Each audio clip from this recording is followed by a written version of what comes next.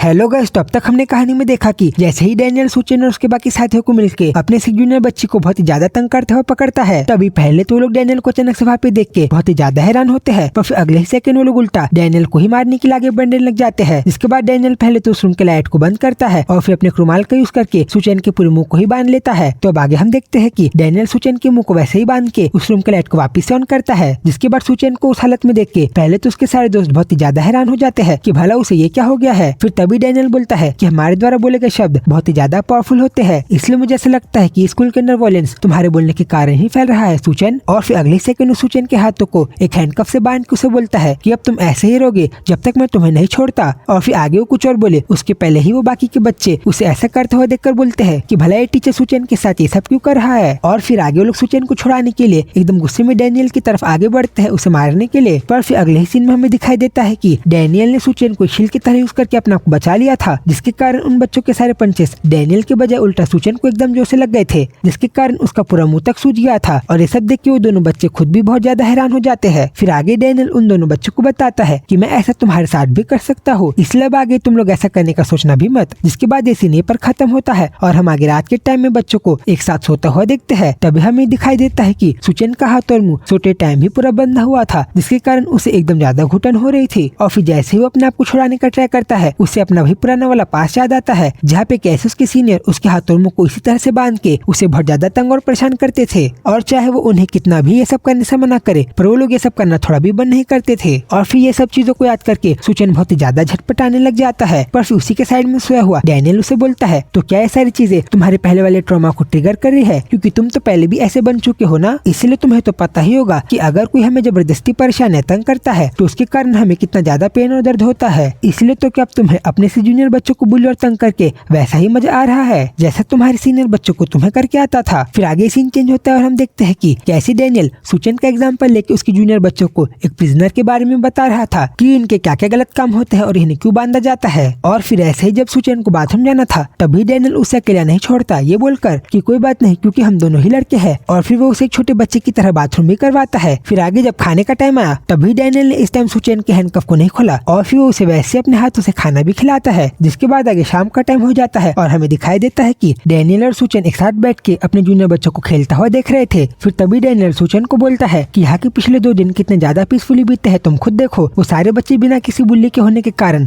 कितने ज्यादा खुशी के साथ खेल रहे हैं। पर तभी सुचेन एकदम ज्यादा हड़बड़ाने लग जाता है, जैसे कि अब वो इस तरह से बंधा हो बिल्कुल भी नहीं रह पा रहा। जिसपे डैनियल बोलता है, अच्छा तो तुम अब ऐसे नहीं रह पा रहे, इसका मतलब अब तुम्हारे पास बोलने के लिए भी बहुत कुछ होगा। और फिर इसी के साथ वो सुचेन के हाथ में लगे हुए हैंडकफ को खोल देता है और फिर अचानक से उसे अपना फोन देके बोलता है कि तुम इसमें वो सब लिख दो जो तुम अब तक मुझे कहना चाहते थे। जिसके बाद सुचेन एकदम तेजी से उस फोन में कुछ लिख के डैनियल को दिखाता है। और फिर डैनियल जैसे ही देखता है कि सुचेन ने उस फोन में लिखा था कि क्या तुम्हें सही में ये लगता है कि जब प्रिंसिपल यहाँ पे वापस आके देखेंगे जो तुमने ये किया है तो तुम्हें यहाँ पे रहने देंगे। वो उसे तुरंत आगे अपने और मन की बात को लिखने के लिए बोलता है। जिसके बाद सुचेन ऐसा ही करते हुए उस फोन में लिखता है कि अगर तुम मुझे अभी खुला छोड़ दोगे तो मैं प्रिंसिपल सर को इस बारे में कुछ भी नहीं बताऊंगा जो तुमने मेरे साथ किया है। और क्योंकि मैं यहाँ का क्लास प्रेसिडेंट हूँ, यहाँ के सारे बच्चों की जिम्मेदारी मेरे ऊपर ही है, इसलिए तुम वैसे भी मेरी मदद के बिना यहाँ पे अच्छे से काम नहीं कर पाओगे। और मैंने पहले जो उन बच्चों के साथ किया था मेरे पास भी वो सब करने के अपने रीजन थे। और फिर ये सब रीड करके डैनियल तुरंत उसे रुकने के लिए बोलता है और फिर आगे उससे पूछता है कि क्या तुम सही में बस ये सभी कहना चाहते थे। और हाँ, आज सुबह ही प्रिंसिपल ने मुझे एक सेपरेट मैसेज किया था कि मैं कोई भी रीजन या चीज के कारण यहाँ के बच्चों को स्मार्टफोन नहीं दे सकता, जिसका मतलब ये है कि यहाँ पे तुम बच्चों को स्मार्टफोन का यूज करने के लिए बिल्कुल भी नहीं मिलता और अब शायद से तुम आगे कभी भी फोन को यूज नहीं कर पाओगे। और अब जब तुम्हारे पास फोन था तब तुम बस ये सभी कहना चाहते थे। और फिर इसी के साथ आगे डैनियल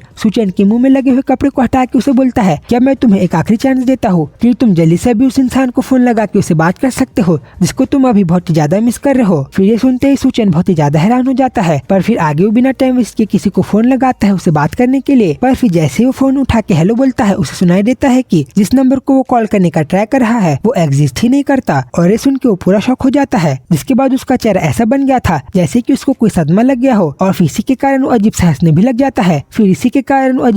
भी लग जाता है। और तभी उसको इस हालत में देख के डैनियल हमें बताता है कि सुचेन के पास यहाँ से बाहर जाने के लिए पक्का कोई जगह नहीं थी और जो रीजन है जिसके कारण सुचेन अभी इतना ज्यादा बड़ा बदमाश बन गया है ये इसलिए नहीं है क्योंकि वो बचपन से ही ऐसा था, बल्कि ऐसा हुआ है ये स्कूल के बेकार इन्वायरमेंट के कारण। इसलिए सब चीजों की जड़ ये बेकार सी जगह को बनाने वाला है। फिर डैनियल ऐसे ही ये सब चीजें हमें बता रहा था कि तभी अचानक पीछे से कोई सुचेन को एकदम जोर से लात मारता है, जिसके कारण वो एकदम जोर से से नीचे जमीन में गिर जाता है। फिर तभी हम देख पाते हैं कि ये सब काम करने वाला वो प्रिंसिपल था जो कि वापस स्कूल में आ चुका है। और फिर आगे वो एकदम गुस्से में डैनियल को बोलता है कि मिस्टर ह्यून, भला ये सब क्या है? क्या मैंने तुम्हें बताया नहीं था कि तुम यहाँ के किसी भी बच्चे को फोन नहीं दे सकते? और क्या मेरे इतना सब बोलने के बाद भी तुम्हें मेरी बात समझ में नहीं आई? पर फिर तभी अचानक से डैनियल अपने जगह से खड़े होके एकदम गुस्से में उस प्रिंसिपल को बोलता है कि तुम भला छोटे बच्चे को लात मार के साबित क्या करना चाहते हो? फिर इसी पे प्रिंसिपल बोलता है कि मैं क्या करना चाहता हूँ? क्या तुम अपने सीनियर से कुछ ज्यादा ही रूडली बात नहीं कर रहे? और भले ही मैं कुछ भी बोलूं, अगर तुम मेरी बात को नहीं मान सकते तो मैं तुम्हें तुरंत यहाँ से निकाल दूंगा। जिसके बाद वो प्रिंसिपल ऐसे ही डैनियल को घूर के धमकी दे रहा था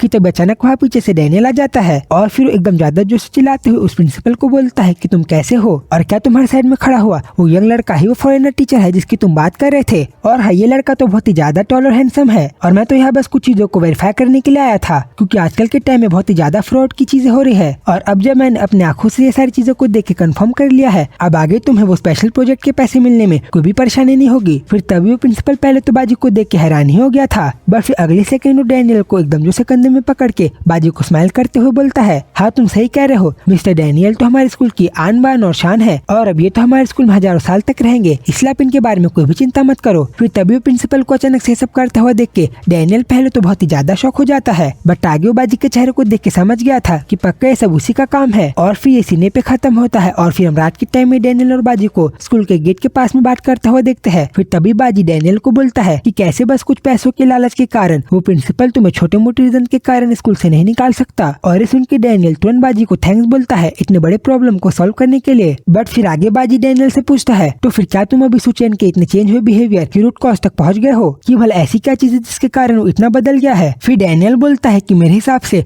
जैसे ही सुचेन ने ये देखा कि अब थोड़े टाइम से वो खुद एक बुली और बदमाश बन गया है, उसने ये चीज को अडेप्ट कर लिया। बाजी बोलता है, हाँ ऐसा हर बार होता है, पर सर मेरे हिसाब से सिर्फ यही एक रीजन नहीं है, क्योंकि सुचेन के साथ बचपन में जो भी वॉयलेंस हुआ था उस चीज का उसे इतना बड़ा ट्रॉमा होगा ये मैंने सोचा ही नहीं था। और अब जिस बच्चे ने अपने पास में इतना सब कुछ सहा है वो अब खुद बड़ा होकर दूसरे बच्चों के ऊपर वॉयलेंस कर रहा है, ये कोई छोटी बात नहीं है। इसलिए सब चीजों के पीछे पक्का कोई न कोई बड़ा कारण है जिसकी वजह से सुचेन को ये सब करना ही पड़ रहा है। और जब डैनियल ऐसा बोल रहा था तभी हमें दिखाई देता है कि वो प्रिंसिपल सुचेन को एक लकड़ी से बहुत ज्यादा जोर जोर से मार रहा था, और वो भी बस इसलिए क्योंकि आज उसने सेलफोन का यूज किया था और सवेरे के टाइम में वो डैनियल के वहां होने के कारण उसे नहीं मार पाया था, इसलिए वो उसे तब के टाइम की पनिशमेंट अब दे रहा है। जिसके बाद आगे बाजी बोलता है कि अब तक हमने इस केस के पीछे इतना सारा काम कर लिया है कि अब हम इसे छोड़ के पीछे भी नहीं हट सकते, इसलिए लेट्स सी कि अब आगे क्या होता है। और फिर वो वहां से जाते जाते डैनियल को बोलता है कि क्या मैं तुमसे क्यूरियोसिटी के कारण एक बात पूछ सकता हूँ? डैनियल बोलता है, हाँ बोलिए सीनियर। देन बाजी बोलता है कि तुमने मुझसे पहले जो कहा कि सुचेन के ये सारे एक्शन के पीछे पक्का कोई ना कोई रीजन होगा, ये बात गलत नहीं है, पर तुम्हें पता है ना